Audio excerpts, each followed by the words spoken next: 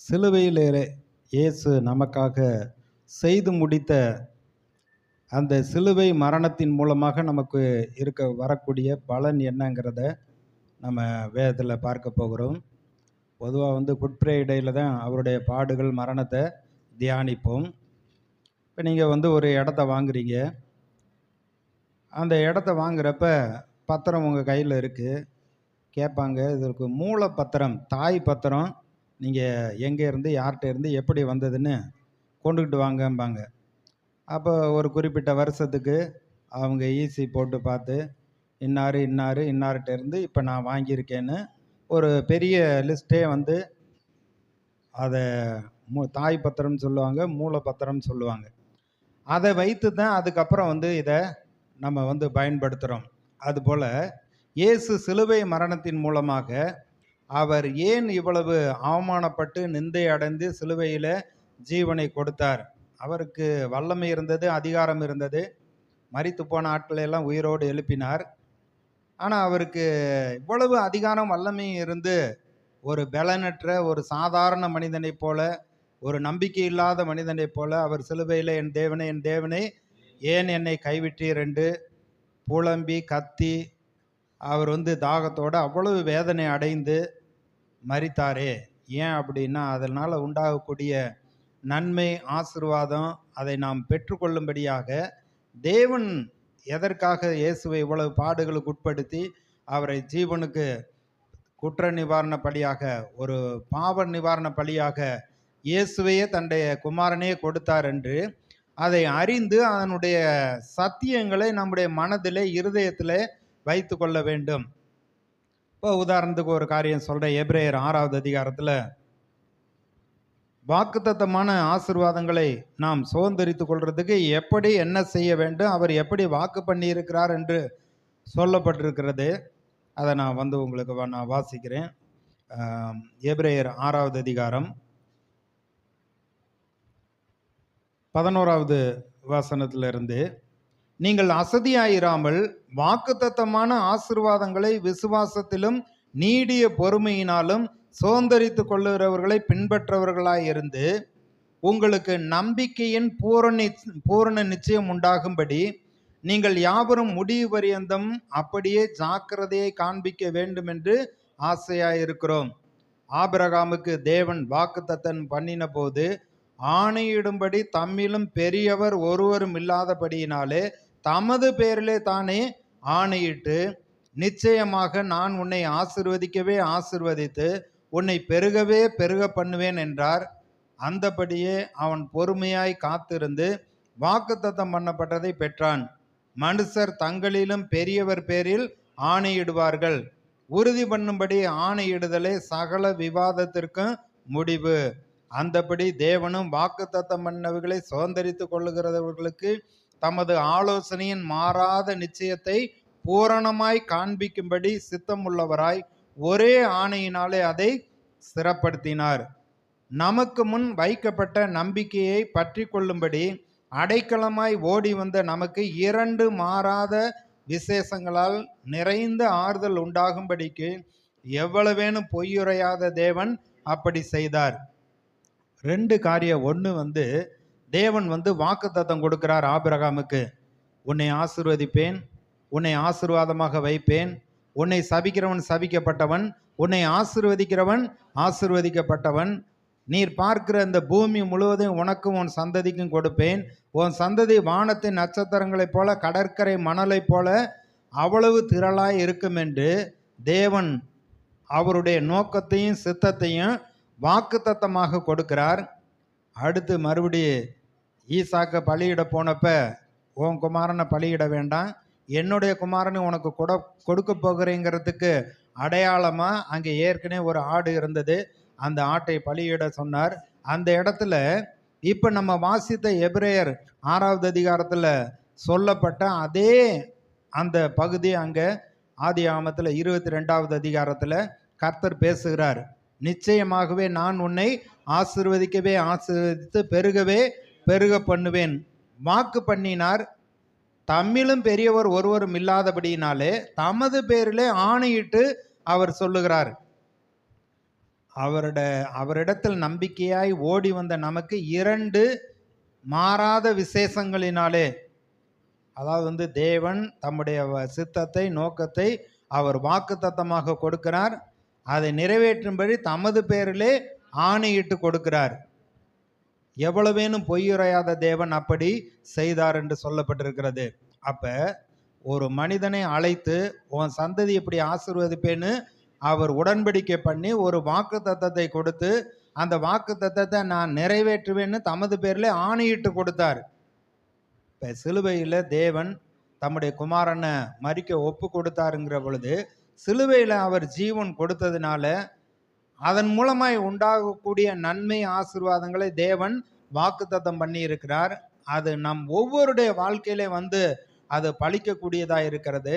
அதை விசுவாசித்து அதை நமக்கென்று எடுத்து நம்முடைய மனதிலே அதை வைத்து காத்து கொள்ள வேண்டும். இந்த நியாயப்பிரமாண புஸ்தகம் உன் வாயை விட்டு பிரியாதிருப்பதாக, இதில் எழுதியிருக்கிறபடியெல்லாம் செய்ய கவனமாக இருக்கும்படி இரவும் பகலும் அவைகளை தியானிப்பாயாக, அப்பொழுது உன் வழியை வாய்க்க பண்ணுவாய், புத்திமானாய் நடந்து கொள்ளுவாய். அப்ப நம்முடைய இருதயத்தை ஆயத்தப்படுத்தி தேவனுடைய வாக்குத்தத்த வசனங்களை தேவன் இவையெல்லாம் நமக்கு செய்வேன் என்று சொல்லி இருக்கிறாரே, இதை இருதயத்திலே காத்து கொள்ள வேண்டும். மனதிலையும் அதை யோசித்து இருதயத்திலே காத்து கொள்ள வேண்டும். இப்ப சிலுவையின் மூலமா வந்த அந்த பலன் நமக்கு என்னென்னங்கிறத ஒரு சில காரியங்களை இன்றைக்கு நம்ம தியானிக்க போகிறோம். முதலாவது 1 கொரிந்தியர் முதல் அதிகாரம்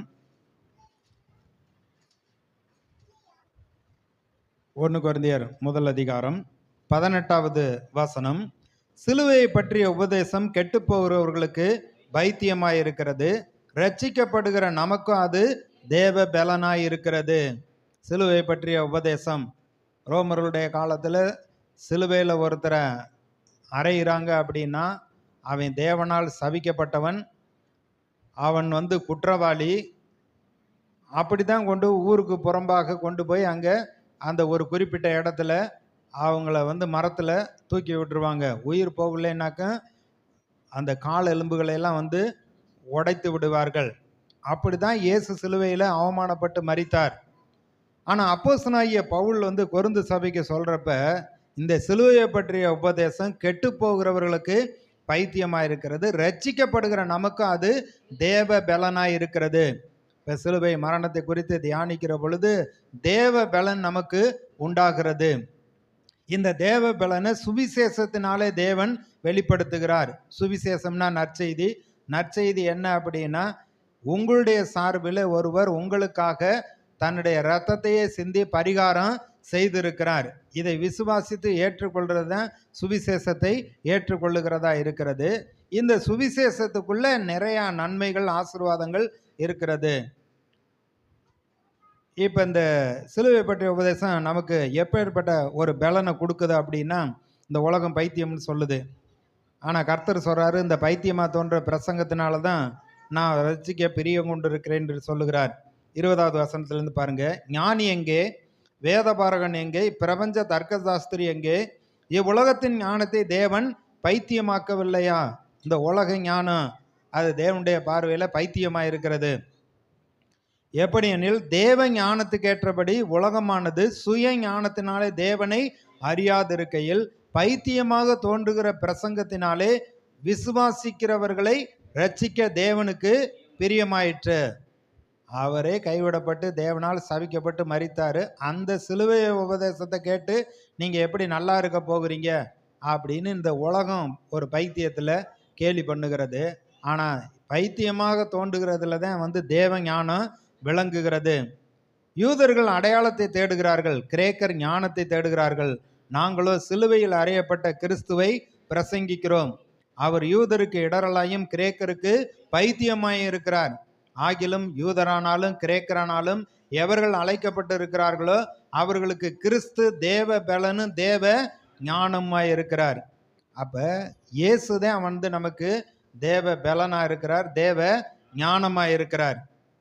இந்த உலகம் நம்மை பைத்தியம் என்று சொல்லுகிறது. ஆனால் அந்த பைத்தியமாக தோன்றுகிற இந்த சிலுவை உபதேசத்தின் மூலமாக தான் தேவன் நம்மை ரட்சிக்கிறார், பலப்படுத்துகிறார்.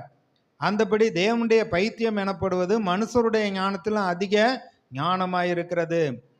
தேவனுடைய பலவீனம் எனப்படுவது மனுஷருடைய பலத்திலும் அதிக பலமாயிருக்கிறது. எப்படியெனில் சகோதரரே, நீங்கள் அழைக்கப்பட்ட அழைப்பை பாருங்கள். மாம்சத்தின்படி ஞானிகள் அநேகர் இல்லை, வல்லவர்கள் அநேகர் இல்லை, பிரபுக்கள் அநேகர் இல்லை. ஞானிகளை வெட்கப்படுத்தும்படி தேவன் உலகத்தில் பைத்தியமானவைகளை தெரிந்து கொண்டார். பலமுள்ளவைகளை வெட்கப்படுத்தும்படி தேவன் உலகத்தில் பலவீனமானவைகளை தெரிந்து கொண்டார். உங்களை உள்ளவைகளை அவமாக்கும்படி உலகத்தில் இழிவானவைகளையும் அற்பமாய் எண்ணப்பட்டவைகளையும் இல்லாதவைகளையும் தேவன் தெரிந்து கொண்டார். அப்ப அற்பமாய் எண்ணப்பட்டு ஒன்றுமில்லாமல் இருக்கிறோம், பைத்தியக்காரர்களை போல இருக்கிறோம். ஆனா ஆண்டவர் பைத்தியமாக தோன்றுகிற பிரசங்கத்தினால தான் அவர் தம்முடைய ஞானத்தை வெளிப்படுத்துகிறார், நம்மை ரட்சிக்கிறார். அப்ப இந்த சிலுவையின் மூலமா நமக்கு ஒரு தேவ பலன், தேவனுடைய குமாரனாகிய இயேசு கிறிஸ்து நம்முடைய பலனாக, நம்முடைய மீட்பாக, ரட்சிப்பாக, நம்முடைய ஞானமாக இருக்கிறார். பழைய ஏற்பாட்டில் ஒரு சம்பவம் இருக்கிறது. எகுவ ராஜாவாக்கும்படி ஒரு இளம் வாலிபனான தீர்க்கதரிசி, அங்கே அதிபதிகள்லாம் இருக்கிறார்கள், சேனாபதிகள்லாம் இருக்கிறார்கள். அவங்கெல்லாம் இராணுவ வீரர்கள். அவங்க மத்தியில் இருக்கிறார், தளபதியாக இருக்கிறார் எகு. நேராக போய் தேவனுடைய வார்த்தை உமக்கு சொல்ல வேண்டும் அப்படிங்கிறப்ப அவர் கேட்குறாரு, எனக்கா என் கூட இருக்கிறவங்களுக்கா? உனக்கு தான்.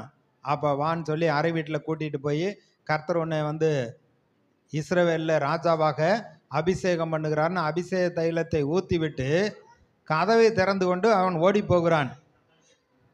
ஏன் அப்படின்னா, கடவுள் சொல்கிறார், கடவுள் ஆசீர்வதிப்பார், கடவுள் உங்களை அபிஷேகம் பண்ணுறார், ஒரு ராஜா மாதிரி உங்களை வைப்பார் அப்படின்னு இன்னைக்கு சொன்னால் அதை ஏற்றுக்கொள்ள மனதில்லை இன்றைக்கு ஜனங்களுக்கு. அப்போ அதுபோல் அந்த ஜனங்கள் சொல்கிறாங்க, அந்த பைத்தியக்காரன் என்ன சொன்னான், அவன் என்ன சொன்னான்னு உங்களுக்கே தெரியும்னு எகு சொல்கிறார். இல்லை, நீ சொல்லணும் அப்படிங்கிறப்ப இஸ்ரவேல் மேலே கர்த்தர் என்னை ராஜாவாக அபிஷேகம் பண்ணுறாருன்னு சொல்லி அபிஷேக தைலத்தை என் தலை மேலே ஊற்றிட்டு போனான் அந்த தீர்க்கதரிசி, இளம் தீர்க்கதரிசின்னு. உடனே அதை விசுவாசித்து ஏற்றுக்கொண்டு வஸ்திரங்களை படிகளில் விரித்தார்கள், ராஜா வாழ்க என்று வாழ்த்தினார்கள். அப்போ இயேசு சிலுவையில் ஜீவன் கொடுத்ததுனால மரித்தோரிலிருந்து உயிரோடு எழுந்தாருன்னு சொல்லி பேதுரு அப்போஸ்தலர் 2வது அதிகாரத்தில் பிரசங்கம் பண்ணுறப்ப இவரைத்தான் ஆண்டவரும் கிறிஸ்துவும் ஆக்கினார்னு சொல்லி யூதர்கள் மத்தியில் பேதுரு பிரசங்கம் பண்ணுகிறார். அப்போஸ்தலர் 2வது அதிகாரம் 36வது வசனம் பாருங்க. ஆகையால் நீங்கள் சிலுவையில் அறைந்த இந்த இயேசுவையே தேவன் ஆண்டவரும் கிறிஸ்துவும் ஆக்கினார் என்று இஸ்ரவேல் குடும்பத்தார் யாவரும் நிச்சயமாய் அறிய கடவர்கள் என்றான். இதில் என்ன ஒரு விசேஷம் அப்படின்னா, இயேசு உயிர்த்தெழுந்த பின்பு பேதுரு பரிசுத்த ஆவியானவரை பெற்றுக்கொண்ட பின்பு தேவனுடைய நோக்கமும் சித்தமும் இவருடைய இருதயத்தில் வெளிப்பாடு வந்துவிட்டது.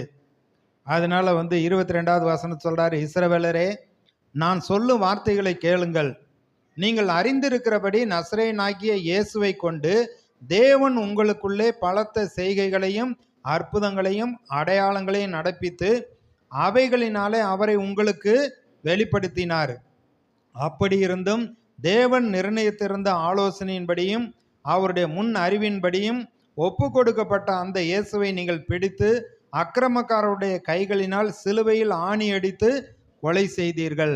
தேவன் அவருடைய மரண உபாதையின் கட்டை அவிழ்த்து அவரை எழுப்பினார். அவர் மரணத்தினால் கட்டப்பட்டிருக்க கூடாதிருந்தது. அப்போ இயேசுவை தான் பிதாவாகிய தேவன் ஆண்டவரும் கிறிஸ்துவும் ஆக்கி இருக்கிறார் என்று இஸ்ரவேல் மக்கள், நீங்கள் குடும்பத்தார் எல்லாரும் அறிந்து கொள்ளுங்கன்னு சொல்கிறாரு.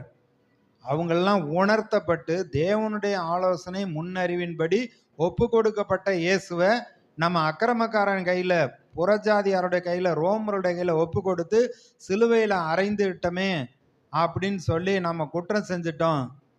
அவங்க உணர்த்தப்படுகிறார்கள். பிலாத்து இயேசுவை விடுவிக்க முயற்சி பண்ணுகிறார். வேதபாரகரும் பரிசேயரும் இவரை சிலுவையில் அறைய வேண்டும் என்று ஜனங்களை ஏவி விடுகிறார்கள். இவனை அகற்றும், இவனை சிலுவையில் அறையும், பரபாசையங்களுக்கு விடுதலை ஆக்கும்னு சொல்லி அவ்வளவு கத்துறார்கள், கூக்குரல் எடுக்கிறார்கள். இவர்களுடைய நம்பிக்கையை, அறிக்கையை சொல்கிறாங்க. அவர் சொல்கிறாரு, இவருடைய இரத்தப்பழிக்கு நான் குற்றமற்றவன், நான் கையை கழுவிடுறேன்னு கையை கழுவுறார். இவங்கெல்லாம் சொல்கிறாங்க, இவருடைய இரத்தப்பழி எங்கள் மேலே எங்கள் பிள்ளை மேலே சாரட்டும்னு சொல்கிறாங்க. அப்போ தேவன் தம்முடைய குமாரனை அனுப்புவேன்னு பழைய ஏற்பாட்டில் சொன்னபடி அவரை அனுப்பி இருக்கிறார். அவர் மூலமாக இவ்வளவு அற்புதங்களை செய்திருக்கிறார். மனுக்குலத்தை பாவத்தை தன் மேலே ஏற்றுக்கொண்டதுனால உலக ரட்சகராக சிலுவையில் அவர் ஜீவன் கொடுத்துருக்கிறாரு. நீங்கள் அவருடைய சித்தத்தை பிசாசு சொல்கிறத கேட்டு நிறைவேற்றிட்டீங்க அப்படின்னு பேதுரு பிரசங்கிக்கிறப்ப அவங்க இருதயத்தில் குத்தப்பட்டவங்களா அப்போஸ்தலரை பார்த்து நாங்கள் என்ன செய்ய வேண்டும் என்று கேட்டாங்க. 38வது வசனம், பேதுரு அவர்களை நோக்கி, நீங்கள் மனம் திரும்பி ஒவ்வொருவரும் பாவம் மன்னிப்பு கண்டு இயேசு கிறிஸ்துவின் நாமத்தினால ஞானஸ்தானம் பெற்றுக்கொள்ளுங்கள், அப்பொழுது பரிசுத்தாவின் வரத்தை பெறுவீர்கள். வாக்குத்தத்தமானது உங்களுக்கும் உங்கள் பிள்ளைகளுக்கும் நம்முடைய தேவனாகிய கர்த்தர் வரவழைக்கும் தூரத்தில் உள்ள யாவருக்கும் உண்டாயிருக்கிறது என்று சொல்லி இன்னும் அநேக வார்த்தைகளினாலே சாட்சி கூறி மாறுபாடுள்ள இந்த சந்ததியை விட்டு விலகி உங்களை ரட்சித்து கொள்ளுங்கள் என்று புத்தி சொன்னான். சொல்றாரு, மாறுபாடுள்ள இந்த சந்ததியை விட்டு விலகி உங்களை காத்து கொள்ளுங்கள் அப்படின்னு புத்தி சொல்றாரு. அன்றைய தினம் இயேசுவை ஏற்றுக்கொண்டவர்கள் 3000 பேர் ஏற்றுக்கொண்டார்கள், ஞானஸ்தானம் பெற்றார்கள், மனம் திரும்பினார்கள்னு அங்கே சொல்லப்பட்டிருக்கிறது. அப்போ ஒரு தேவ பலன், தேவ ஞானம் அங்கே உண்டாக்குறது பேதுரு பிரசங்கிக்கிறார். இன்னும் அடுத்த பிரசங்கத்தில் பார்த்தீங்கன்னா 5000 பேர் ரட்சிக்கப்படுகிறார்கள். இப்படி சபை வளர்கிற பொழுது அப்போஸ்தலர் 26வது அதிகாரத்தில் அப்போஸ்தலனாகிய பவுலை கர்த்தர் சந்தித்தார். அவர் சுவிசேஷம் அறிவிக்கிறார், சபைகளை ஆரம்பிக்கிறார். இந்த அப்போஸ்தலனாகிய பவுலை குற்றம் சுமத்தி அவரை ஜெயிலில் போடுறாங்க, விசாரிக்கிறாங்க. ஒரு விசாரணை நடக்குது. அப்போஸ்தலர் 26ல் 24, 25வது வசனம், இவ்விதமாய் அவன் தனக்காக உத்தரவு சொல்லுகையில் பெஸ்து உரத்த சத்தமாய், பவுலே நீ பிதற்றுகிறாய், அதிக கல்வி உனக்கு பைத்தியம் உண்டாக்குகிறது என்றான். அதற்கு அவன், கணம் பொருந்திய பெஸ்துவே, நான் பைத்தியக்காரன் அல்ல, சத்தியமும் சொஸ்த புத்தியும் உள்ள வார்த்தைகளை பேசுகிறேன். அது சொல்கிறேன், நான் சத்தியமும் சொஸ்த புத்தியும் உள்ள வார்த்தையை நான் பேசுகிறேன். அதை பின்னாடி சொல்கிறார், நீ தீர்க்கதரிசியை விசுவாசிக்கிறேன் என்று அறிவேன். அகிரிப்பா ராஜா பவுலை நோக்கி, நான் கிறிஸ்தன் ஆகிறதுக்கு கொஞ்சம் குறைய நீ என்னை சம்மதிக்க பண்ணுகிறாய். அதற்கு பவுல், நான் மாத்திரமல்ல, இன்று என் வசனத்தை கேட்கிற யாவரும் கொஞ்சம் குறைய மாத்திரமல்ல, இந்த கட்டுகள் தவிர முழுவதும் என்னை போல ஆகும்படி தேவனை வேண்டிக் கொள்ளுகிறேன். அப்போ இன்னைக்கு ஆண்டவருடைய வாக்குத்தத்த வசனங்களை ஆவியானவர் மூலமாக இன்றைக்கு மக்களுக்கு அவர்களுடைய பிரச்சனை தேவைக்கேற்றா போல வார்த்தைகளை எடுத்து சொல்லுகிற பொழுது கொஞ்சம் படித்த அறிவுள்ளவங்க சொல்கிறாங்க, இதெல்லாம் என்னம்மா பைத்தியக்காரத்தனமாக இருக்குது அப்படின்னு. அப்படி தான் ஒரு அகிரிப்பா ராஜா பவுலை பார்த்து, நீ ரொம்ப படிச்சிருக்க, அதனால் உனக்கு மெண்டல் ஆகிட்ட, நீ உனக்கு பைத்தியம் பிடிச்சிருக்கு, அதனால தான் இயேசுவே கிறிஸ்துன்னு நீ பிரசங்கிக்கிற அப்படின்னு சொல்கிறப்ப அவர் சொல்கிறாரு, நான் சத்தியமும் சொஸ்த புத்தியும் உள்ள வார்த்தைகளை பேசுகிறேன், நான் சத்தியத்தை பேசுகிறேன், எனக்கு தெளிந்த புத்தி இருக்கிறது, தேவ ஞானத்தை பேசுகிறேன் அப்படின்னு அவர் சொல்லுகிறார். அப்போ இந்த சிலுவையின் மூலமாக, சிலுவை மரணத்தின் மூலமாக நம்முடைய பாவ சாபங்கள்லாம் அங்கே சுமந்து தீர்க்கப்பட்டபடினாலே தேவ பலன் நமக்கு உண்டாயிருக்கிறது, தேவ ஞானம் நமக்கு உண்டாயிருக்கிறது. பேதுரும் யோவானும் பேசுகிற தைரியத்தை அவங்கெல்லாம் பார்த்து சொல்கிறாங்க, இவங்க படிப்பறியாதவர்கள், பேதமையுள்ளவர்கள், ஆனால் இயேசுவோடு கூட இருந்தவர்கள் என்று அறிந்து கொண்டார்கள். அப்போ தெய்வீக ஞானம் நமக்கு கொடுக்கப்படுகிறது. விசுவாசி எந்த இடத்துலையும் கலங்கி குழம்பி நம்பிக்கை இல்லாமல் அப்படி வெட்கப்படுகிற சூழ்நிலைக்கு போக முடியாது. கர்த்தரே நமக்கு ஞானமாக இருக்கிறார், அவரே நமக்கு பலனாக